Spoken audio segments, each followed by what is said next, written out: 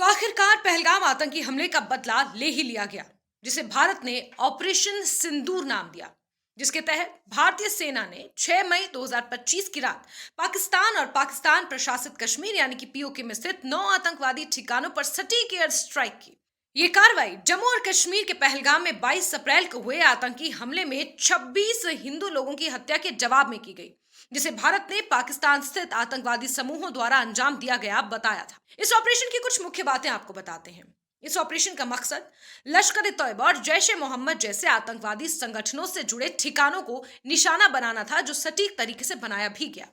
भारत की ताकत का अंदाजा आप इससे लगा सकते हैं कि भारतीय वायुसेना ने बिना पाकिस्तानी वायु क्षेत्र में प्रवेश किए मिसाइलों के माध्यम से हमले किए। पाकिस्तानी अधिकारियों के अनुसार हमले में 9 लोगों की जान गई है और 70 के आसपास आतंकवादी मारे गए हैं, ये दावा भी किया जा रहा है कुछ रिपोर्ट्स के माध्यम से। पाकिस्तान ने इस हमले को युद्ध का कृत्य करार दिया, यानी कि इसे वॉर लाइक सिचुएशन करार दिया और इस पर कड़ी प्रतिक्रिया पाकिस्तान की तरफ से सामने आई, जो कि इससे पहले भी आती रही। आपको याद होगा शहबाज शरीफ का बयान, आपको याद होगा इशहाक डार का वो बयान जिसमें उन्होंने न्यूक्लियर मिसाइल्स और पाकिस्तान न्यूक्लियर हथियारों से लैस देश है, इस तरह के बयान अपने संसद में दिए थे। तो कुल मिलाकर ये कहा जा सकता है कि जो बादल गरजते हैं वो कभी बरसते नहीं, ये कहावत इस वक्त पाकिस्तान पर बिल्कुल सटीक बैठ रही है, क्योंकि 22 अप्रैल को जिस तरह से पाकिस्तान की तरफ से इस हमले को अंजाम दिया गया था, पहलगाम में आतंकवादी हमले को अंजाम दिया गया था, उसके बाद से ही पाकिस्तान लगातार बौखलाया हुआ था, क्योंकि 23 अप्रैल को जो सीसीएस की बैठक हुई थी उसमें कई बड़े निर्णय पाकिस्तान के खिलाफ लिए गए थे। सिंधु जल समझौते को निरस्त करना, सार्क वीजा पॉलिसी के तहत वीजाज को निरस्त कर देना, इसके अलावा कई ऐसे कठोर निर्णय भारत ने लिए। आयात निर्यात बंद कर देना, पोर्ट्स बंद कर देना, इसके अलावा अपना एयर स्पेस पाकिस्तानी विमानों के लिए बंद करना, ये वो तमाम निर्णय थे कूटनीतिक स्तर पर। लेकिन इंतजार मिलिट्री एक्शन का हो रहा था कि जो आपने बालाकोट एयर स्ट्राइक किया, जो आपने सर्जिकल स्ट्राइक किया, उसी तरह का कोई बदला जरूर इन आतंकवादियों से लिया जाए। और वो बदला भारत ने ले भी लिया मात्र 15 दिनों के अंदर। आपको बता दें 9 आतंकी ठिकानों को तबाह किया गया है। आगे चलकर आपको इन आतंकवादी ठिकानों के बारे में भी जरा विस्तार से बताते हैं। ये वो आलीशान आतंकी ठिकाने थे जहां पर आतंक के आका आतंकवादियों को ट्रेनिंग देते थे, पनाह देते थे, उनका ब्रेन वॉश किया जाता था, उन्हें आतंकवादी बनाया जाता था और फिर भारत में, खासतौर पर जम्मू कश्मीर में दहशत गर्दी के लिए उन्हें इन्फिल्ट्रेट किया जाता था, यानी उनकी घुसपैठ कराई जाती थी। पाकिस्तान की तरफ से तो प्रतिक्रिया सामने आई है। पाकिस्तानी प्रधानमंत्री शहबाज शरीफ ने हमले की निंदा की और जवाबी कार्रवाई की बात कही है, जो इससे पहले भी करता आया। लेकिन अंतर्राष्ट्रीय मंच से जो प्रतिक्रियाएं सामने आई हैं वो कहीं ना कहीं भारत के साथ हैं। संयुक्त राष्ट्र महासचिव एंटोनियो गुटेरेस और अमेरिकी राष्ट्रपति डोनाल्ड ट्रंप ने दोनों देशों से संयम बरतने की अपील हालांकि की है, जो जरूरी भी है। भारत ने इस कार्रवाई को सटीक, एकदम नपातुला और गैर उत्तेजित, यानी कि कोई सिविलियंस नहीं, सिर्फ आतंकवादी ठिकानों को निशाना बनाया, जिसमें केवल और केवल आतंकवादियों को तबाह करने और आतंकवादी ठिकानों को एक तरह से नष्ट किया है। और साथ ही साथ भारत ने इसे पहलगाम में आतंकी हमले का न्याय करार दिया है और हैशटैग के साथ इसे साझा किया है। हालांकि इस घटना के बाद भारत और पाकिस्तान के बीच तनाव थोड़ा बढ़ गया है, खासतौर पर बॉर्डर एरिया में। पाकिस्तान की तरफ से लगातार बॉर्डर एरियाज पर सीज फायर उल्लंघन किया जा रहा है, फायरिंग की जा रही है। ऑपरेशन सिंदूर के तहत भारतीय सेना ने जिस तरह से पाकिस्तान और पीओजेके में स्थित 9 आतंकवादी ठिकानों पर सटीक एयर स्ट्राइक की है, इससे पाकिस्तान पूरी तरह से बौखलाया हुआ है और लगातार सीज फायर उल्लंघन पाकिस्तान की तरफ से किया जा रहा है। पूरी रात फायरिंग की है, लेकिन माकूल जवाब भारतीय सेना दे रही है। इस बीच आपको उन ठिकानों के बारे में भी जानकारी देते हैं जहां पाकिस्तान और पाकिस्तान प्रायोजित आतंकवाद को एक तरह से पनाह दी जाती थी। आतंकवादी वहां पर तैयार किए जाते थे। पीओजेके में कुछ ठिकाने हैं और कुछ पाकिस्तान में हैं।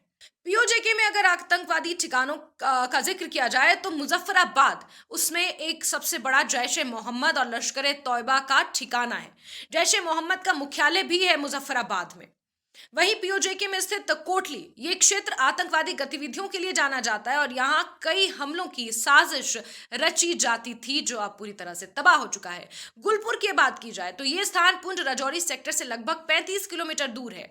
यहाँ से 20 अप्रैल 2023 को पुंछ में हुए हमले और 24 जून को बस में यात्रा कर रहे निर्दोष तीर्थयात्रियों पर हमले की साजिशें रची गई थीं। वहीं बिम्बर की बात करें तो ये क्षेत्र आतंकवादी गतिविधियों का केंद्र है। यहाँ कई हमलों की योजनाएं बनाई गई हैं। तो पीओके में ये 4 ऐसे ठिकाने थे जिन्हें पूरी तरह से तबाह किया जा चुका है। और ठिकानों से ज्यादा अगर कहें कि आतंकवाद के अड्डे थे तो तबाह किया जाता है, इन्हें तबाह किया गया है। भारत ने जिस तरह से सटीक और नपी तुली ये एयर स्ट्राइक की है इन आतंक के ठिकानों पर, इससे कहीं ना कहीं हर एक भारतीय में जोश है। और अगर आज की डेट में पूरे भारतवर्ष से ये पूछा जाए कि हाउस द जोश, तो हर कोई यही कहेगा हाय सर। और साथ ही साथ जो विपक्ष सरकार के साथ खड़ा रहा और विपक्ष की तरफ से अभी जो प्रतिक्रियाएं सामने आई हैं, उससे यह स्पष्ट होता है कि आतंकवाद एक ऐसा मोर्चा है। हम अपने देश के अंदर कितनी ही राजनीति कर लें, एक दूसरे पर कितनी ही चीटाकशी कर लें, लेकिन आतंकवाद एक ऐसा मुद्दा है जिस पर पूरा देश, हर एक राजनीतिक पार्टी, हर एक नागरिक शाना बशाना सरकार के साथ खड़ा हुआ है। इस ऑपरेशन को एनएसए अजीत डोभाल लीड कर रहे थे, आपको बता दें। रॉ के इनपुट्स के बाद बड़े ही सटीक तरीके से सोची समझी रणनीति के तहत इस आतंकवादी हमले का बदला लेने के लिए इन आतंकी ठिकानों को तबाह किया गया है।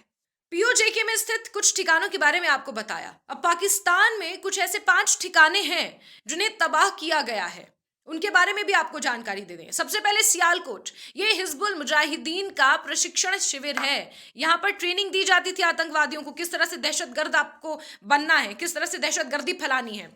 चक अमरू की बात की जाए, ये लश्कर ए तौयबा का प्रशिक्षण शिविर है जो सीमा के बिल्कुल पास स्थित है और यहीं से फिर ट्रेनिंग देकर उन्हें धक्का मार के भेजा जाता है कि जाइए अब तबाही मचाइए भारत में।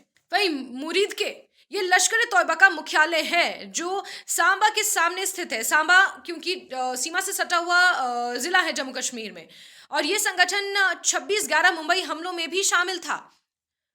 साथ ही बहावलपुर की अगर बात की जाए तो जैश ए मोहम्मद का मुख्यालय यहाँ स्थित है जो इंटरनेशनल बॉर्डर से लगभग 100 किलोमीटर की दूरी पर है। यहाँ की मस्जिद और मदरसा परिसर का विस्तार हाल ही में हुआ है। ये बहावलपुर में 2 ऐसे ठिकाने हैं जहां पर ये स्ट्राइक की है सटीक तरीके से, और इन मदरसे और मस्जिदों के नाम पर जो आतंकवादी ठिकानों को खोला गया और यहाँ पर लोगों को जो पनाह देकर आतंकवादी बनाया गया, उस ठिकाने को भी बहावलपुर में ध्वस्त किया गया है। भारत ने इन ठिकानों को आतंकवादी गतिविधियों का केंद्र मानते हुए इन पर सटीक एयर स्ट्राइक की है। कोई सिविलियन पर अटैक नहीं किया है, किसी तरह से कोई सिविल अटैक नहीं हुआ है, बल्कि आतंकवाद के ठिकानों पर यह ऑपरेशन किया है। आतंकवादी ठिकानों को निशाना बनाया गया है। पाकिस्तान सैन्य ठिकानों को इसमें कोई किसी तरह का नुकसान नहीं पहुंचाया, लेकिन सिर्फ और सिर्फ आतंकवादी ठिकानों को निशाना बनाया गया है। हालांकि कड़ी प्रतिक्रिया पाकिस्तान की तरफ से सामने आ रही है जो लाजमी भी है, लेकिन पाकिस्तान जिस तरह से आतंकवाद को पनाह दे रहा है, पाकिस्तान में जिस तरह से आतंकवादियों को तैयार किया जा रहा है, उन्हें प्रशिक्षण दिया जा रहा है, ये अपने आप में बड़ी चिंता का विषय है। पहलगाम आतंकी हमले के बाद अंतर्राष्ट्रीय स्तर से, अंतर्राष्ट्रीय मंचों से जो प्रतिक्रियाएं सामने निकल कर आई हैं, उन प्रतिक्रियाओं के बाद ये स्पष्ट है कि भारत ने जो कार्रवाई की है, हर एक देश पाकिस्तान न की निंदा कर रहा है इस आतंकवादी हमले के लिए, और भारत के साथ कंधे से कंधा मिलाकर इस वक्त खड़ा हुआ है। तो आपको बता दें, जहां 14 दिनों के अंदर भारत ने पहलगाम आतंकी हमले का बदला लिया है, पाकिस्तान इससे पूरी तरह से बौखलाया हुआ है, लेकिन हमारा देश पूरी तरह से तैयार है। जहां एक तरफ जब आप लोग अपने घरों में सो रहे थे तो पाकिस्तान की सेना, जल सेना, वायु सेना, थल सेना एक पूरी स्ट्रैटेजी के तहत इस आतंकवाद के नेक्सस को ध्वस्त करने में लगी हुई थी, तो वहीं दूसरी तरफ पूरे देश को सतर्क कर दिया गया है। जगह जगह आज मॉक ड्रिल्स हो रही हैं, सिविल डिफेंस के लिए ये मॉक ड्रिल्स की जा रही हैं। 244 ऐसे जिले हैं जहां पर भारत पूरी तरह से तैयार है, इसको लेकर प्रशिक्षण आज किया जा रहा है, और ये दिखाता है कि देश के बाहर भी भारत पाकिस्तान के अंदर घुसे बिना इतनी ताकत रखता है कि पाकिस्तान में चल रहे आतंकवाद के नेक्सस को, आतंकवाद के नेटवर्क को ध्वस्त करने के लिए पूरी तरह से सशक्त है। तो अपने देश में अपने नागरिकों की रक्षा करने के लिए भी भारत पूरी तरह से सजग है। जय हिंद।